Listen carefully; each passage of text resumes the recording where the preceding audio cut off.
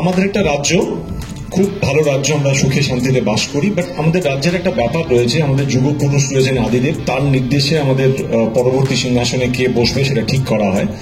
তো আমার যেহেতু মেয়েরা তো সিংহাসনে বসে না, কিন্তু আমার ভাইয়ের ছেলে কুমার, ওর বসার কথা।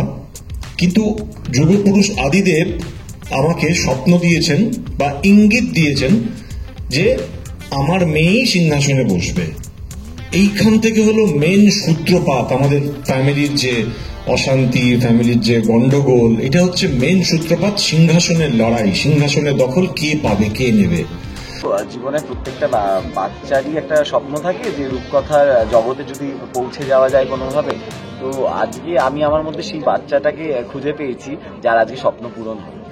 সত্যি বলতে তাই, কারণ আমি অনেক রূপকথা, অনেক মানে নানান রকম শোজের মধ্যে, মানে ঠাকুমার ঝুলি তো আছি, এছাড়াও প্রচুর জিনিসের মধ্যে যদি সুপার পাওয়ার দেখি, আমি শক্তিমানের বিশাল বড় ফ্যান ছিলাম। আমি শাকালাকা বুম বুম দেখতাম। তো ওই কিছু জিনিসগুলো আমি বলতে পারছি না, এখনো স্টোরির মধ্যে আছে কিছু জিনিস, অ্যান্ড ওইগুলো যখন আমি পাচ্ছি আর আমার হাতের মুঠোয়, আর আমি রোজ এসে যখন বলছিলাম না আমাদের ডিরেক্টর স্যার যিনি, উনি বলছিলেন এরা প্রচুর কষ্ট করে, বাট আমি জানি না, আমার কষ্টের থেকে বেশি না আমার আনন্দ আর এক্সাইটমেন্ট থাকে যে এবার আজকে কি করবো, আজ বাকির সাথে ফাইট আছে, কাল অমুক জিনিস আছে, কাল তো অমুক জিনিস আছে। ক্রোমার কাছে তো আমার এটা অনেকগুলো, তো ক্রোমার কাজে আমার খুব একটা প্রবলেম হচ্ছে না, কারণ ক্রোমাতে জানে দর্শকেরা আমি প্রচুর কাজ করছি ক্রোমাতে, সেই জন্য ক্রোমাতে কাজ করতে আমার একদমই প্রবলেম হচ্ছে না। বাট চরিত্রটা ডেফিনেটলি চ্যালেঞ্জিং। আমি নেগেটিভ করেছি, প্রচুর নেগেটিভ করেছি, কিন্তু এই ধরনের এরম রিচ ক্যারেক্টারটা প্লে করাটা পুরোই ডিফারেন্ট, নেগেটিভের থেকে টোটালি ডিফারেন্ট। দেখো, আলাদা তো প্রথম থেকেই আলাদা, কারণ তোমরা নিজেরা এসে দেখতে পাচ্ছ যে এখানে যে ক্রোমাতে কাজ করছি আমরা, ব্লু ক্রোমা, এটাই একটা আলাদা এক্সপিরিয়েন্স। কারণ জেনারেলি খুব কম প্রজেক্ট এই ধরনের ক্রোমাতে হয়, যদিও আমি অনেকগুলো কাজ করেছি। আর আরও যেটা এখানে ইন্টারেস্টিং সেটা হচ্ছে যে এআই এর ব্যবহার করছি আমরা এখন, এবং ভিএফএক্স এর দারুণ কাজ হচ্ছে, সেইটা আমাকে আরও ইন্টারেস্টিং লাগছে। এমনি আমি এই ধরনের চরিত্র রাজা বা রয়্যাল লুক বা মাইথোলজি করেছি। তো মানে খুব খুশি, মানে যেমন একটু এখন নার্ভাসও আছি, মানে আমার ফার্স্ট প্রজেক্ট এটা, মানে আমার স্বপ্ন পূরণ হয়েছে, যেমন খুশি তেমন নার্ভাস। আর রূপমতির ক্যারেক্টারটা পেয়ে মানে লাইফের প্রথম একটা এরকম প্রজেক্ট যেখানে আমার ক্যারেক্টারটাও মানে একটা রাজকন্যা, মানে রূপকথার গল্প, তো আই এম ভেরি হ্যাপি। খুব একটা খারাপ নয়, এমনি খারাপ ও সিংহাসনের লোভ আছে, বাদ বাকি আমার মনে হয় যে পরে গিয়ে দেখা যাবে কি হয়।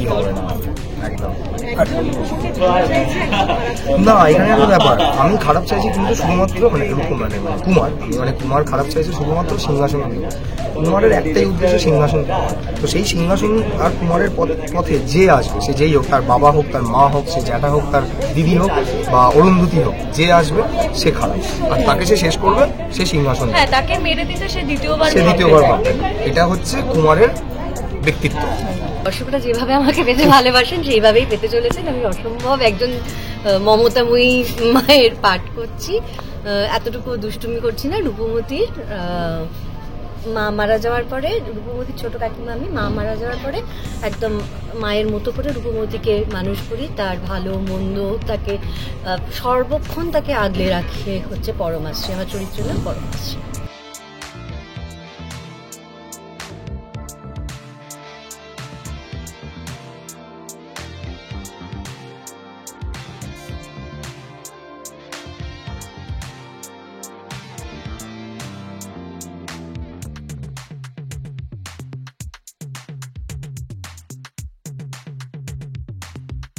স্ক্রিনে দেখার পরে ফ্যাসিনেটিং তো ডেফিনেটলি লাগছে, কারণ এআইতে কাজ হচ্ছে, সব থেকে ইন্টারেস্টিং ব্যাপার এটাই। গ্রাফিক্স তো রয়েছে, এআইয়েও কাজ হচ্ছে প্রথম জেনারেশন। তো এত সুন্দর ক্রোমাগুলো মানে কেউ দেখে বুঝতেই পারবে না আমরা কীভাবে স্ট্রাগল করছি এই ক্রোমা কাপড় করে। এটাই আমাদের ডিরেক্টর একটু আগে আমরা আমাদের লিটারালি ইম্যাজিন করতে হয় যে এখানে এটা আছে, এখানে এটা আছে। আর সব থেকে মজার বিষয় হলো আমি শকুন হয়ে যাই মাঝে মাঝে। তো আমাকে বলে পজ, আমি ফাট করে হাতটা এরকম করে পজ হয়ে শকুন হয়ে উড়ে চলে গেলাম। আমি নিজেই বেশ ইমাজিন করি, বাহ আমি বেশ উঠছি। তো এগুলো ইন্টারেস্ট। গল্পের দিক থেকে এটা আলাদা, কারণ এই গল্পটা কারোর জানা নয়। এর আগে যেগুলো করেছি সেগুলো হয়তো গল্পগুলো সবার জানা, ঠাকুর দেবতার কিছু কাজ করেছি সেগুলো সবার জানা, কিন্তু এই গল্পটা একদম ইউনিক। এবং এআই এর যে কাজটা হচ্ছে, ভিএফএক্স যেটা হচ্ছে, দারুণ ভিএফএক্স হচ্ছে। কারণ আমাদের প্রডিউসার যিনি রজত দলুই, উনি বাংলা সিনেমার যত গ্রাফিক্স হয়, যত ভিএফএক্স এর কাজ হয় উনি করে থাকেন। উনি মানে দ্য বেস্ট আর কি। তারই কাজ এটা, আর তার এটা নিজের প্রজেক্ট, সুতরাং বুঝতেই পারছেন যে কি ভালোভাবে ভিএফএক্স এর কাজটা হচ্ছে। দিদিকে তো অবশ্যই ভালোবাসি, তো তাই প্রথমে ভাবতাম, কিন্তু আস্তে আস্তে মনে হচ্ছে ভালোবাসি না। তো এবার আমাদের দেবদত্ত যেমন বিপদে ওর পাশে থাকবে, বিপদ থেকে উদ্ধার করার জন্য, আমিও হয়তো বিপদে পাশে থাকবো, কিন্তু সেটা বিপদ থেকে উদ্ধার করার জন্য নাকি বিপদে আরো ফেলে দেওয়ার জন্য, সেটাই দেখার। আমি কে কাকে করে সেটা বলো। সেটা তোমরা বলবে যে কে বুঝে না রাগ করছে না। অ্যাকচুয়ালি আয়ান প্রথম দিকে ওটা বুঝে বুঝে এগোতো ব্যাপারটা। আয়ান কতটা সিরিয়াস, তারপর দেখলাম না কুল কাম চলে, এনার্জেটিক, একটু আর কি মারা যায়, বাট তাও ও এখনো পুরোপুরি ওই ব্যাপারটা করে উঠতে পারেনি। তবে হ্যাঁ, দুজনে আড্ডা আমরা ফাটিয়ে মারছি, সেটা আমরা দেখতেই পাচ্ছিলাম, খুব গল্প হ্যাঁ হচ্ছিল। এখনই মানে আমাদের আজকে ফার্স্ট ইন্টারভিউ ইন্টারাকশন হচ্ছে তোমাদের সাথে, কোনোভাবে মনে হচ্ছে কি তোমাদের? না। আমি অব্দি কিরকম করি, ও কখনো বলে তোমার ছাড়বো না, এই ব্যাপারটা চলতে থাকে। ফাইটিং এর দৃশ্য সত্যি, ওর সাথে ফাইটিং সিকোয়েন্স চ্যালেঞ্জিং, তার কারণ এত কেয়ার করে আমি ফাইট করেছি না, একেবারেই আরে না। এত ও কেয়ার মনে করে আমি করে বলছি, যে এত কেয়ার করে আমি সামনে যে দাঁড়িয়ে অভিনয় করছে যে মানুষটি, সে আসলে সত্যি ও শত্রু। ও একবারের জন্য মনে করে না যে না এই তুই অভিনয় কিন্তু খুব বাজে করছে, একটা এলিগেশন লাগাচ্ছিস আমার উপর, ঠিক আছে? হ্যাঁ, মানে সত্যি ওর জন্য লেগেছে।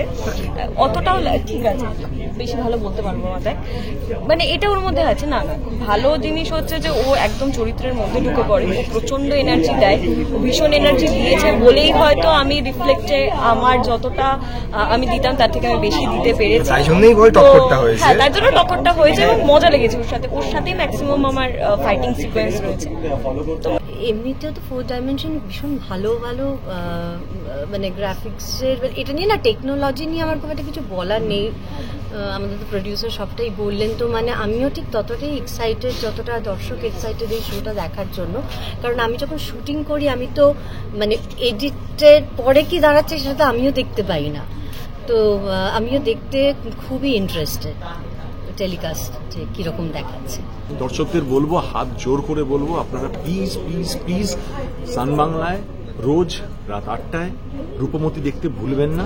আর কথা দিচ্ছি, এই সিরিয়াল রূপকথার গল্প, তো রূপকথার গল্প খুব ভালো লাগবে। বাবা মেয়ের একটা ভালো সম্পর্ক রয়েছে, আর মেয়েটি যে নতুন করছে সে খুব দুর্দান্ত অভিনয় করছে, অক্লান্ত পরিশ্রম করছে, আর আমাদের কাজও খুব ভালো হচ্ছে, অন্যান্য আর্টিস্টরাও খুব ভালো করছে। গল্পটা অসাধারণ, ভালো লাগবে, দেখতে থাকুন রূপমতি। দর্শকদের এটাই বলবো, 27 তারিখ থেকে ডেফিনেটলি 27 তারিখ থেকে তারপর দেখতে হবে রূপমতি প্রত্যেক দিন রাত 8টায়। কোন চ্যানেল? সান বাংলা। সান বাংলা প্রত্যেক দিন রাত 8টায়। 27 তারিখ থেকে দেখতে হবে রূপমতি। আমরা আসছি, আপনারাও থাকবেন, তারপর তো আমাদের কথাবার্তা হতেই থাকবে।